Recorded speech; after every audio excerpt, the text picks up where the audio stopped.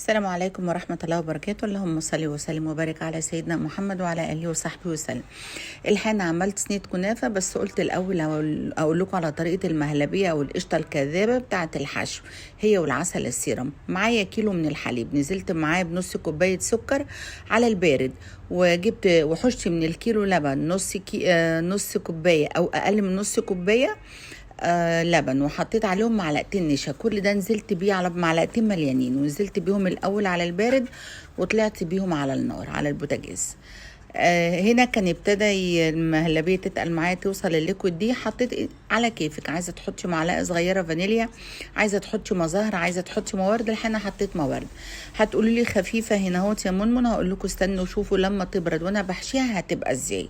الحقيقه دي اللي هي اللي قولوا معايا الحشو، اللي هي المهلبيه او القشطه الكداب. هنا السيرم او عسل الشربات او السكر الشربات بتاع الكنافه. كميه السكر بتبقى ضعف كميه الميه. يعني خدت كوبايتين مليانين سكر وعليهم كوبايه ميه. لما ابتدوا يغلوا عصرت عليهم نص ليمونه. بعد ما عصرت النص الليمونه سبتهم يوصلوا للتقل اللي انا عايزاه، وبعد كده برضو بحط معلقه مورد او مزهر زي ما انت عايزه، وتبتدي بقى تعملي الحلويات بتاعتك بطريقتك.